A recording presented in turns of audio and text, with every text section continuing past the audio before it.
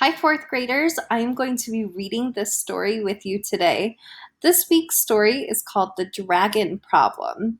Don't forget, our essential question is, where do good ideas come from? We're also reading a story that is a fairy tale, it's our genre. So, this is fictional, meaning a lot of what we're reading is not real.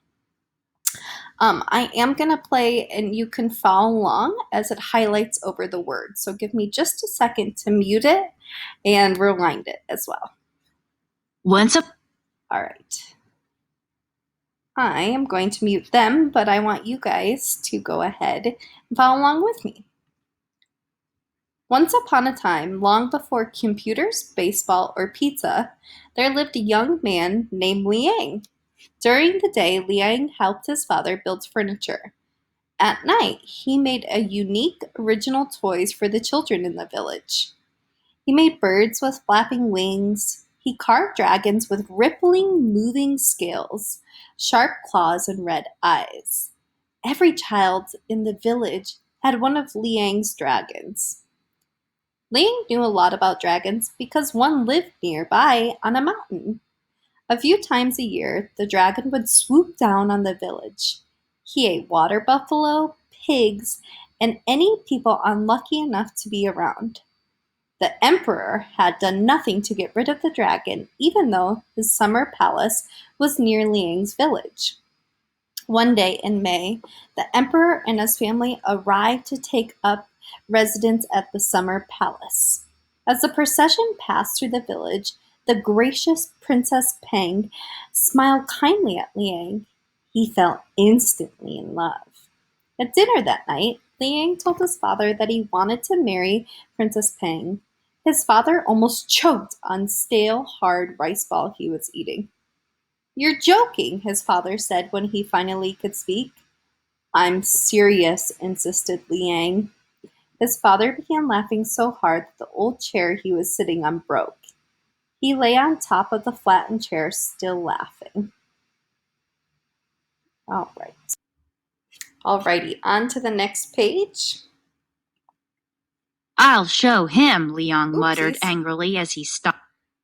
I'm going to go ahead and do the same thing here, mute it, and play. "I'll show him," Liang muttered angrily as he stomped out of the room. The next morning, the emperor's messenger made an official announcement. His Most Noble Emperor proclaims that whoever gets rid of the dragon will marry his daughter, Princess Peng. When he heard the announcement, Liang raced to the palace to be the first to sign up. Then he looked for his friend Li to help him brainstorm ideas for getting rid of the dragon. Unfortunately, Li was away. Liang sat on a bench frowning. Nearby children were playing with the toy dragons he made for them. "Liang, what's wrong?" the children asked. "I have to get rid of the dragon on the mountain," he told them. "I have an idea," said little Ling Ling. "Why don't you carve a giant dragon and leave it by the cave? It will alarm the real dragon and scare him into flying away." Liang stared at her. "Perfect!" he shouted, and rushed home. He worked frantically for days, making a huge, scary dragon's head. The night he finished, he loaded it onto a cart and he went up the mountain. When he got near the cave, Liang put the wooden head on top of the big rock. From the front, it looked like the rest of the dragon's body was behind the rock. All right, last page. Thank you for following along and being patient with me. Liang hid. Oh, Liang. So I've been reading it incorrectly. Liang hid in the bushes and gave a loud roar. "What's that noise?" growled the dragon, rushing out of the cave. Then he saw the massive dragon head glaring at him. "Go away or I'll eat you up," he commanded.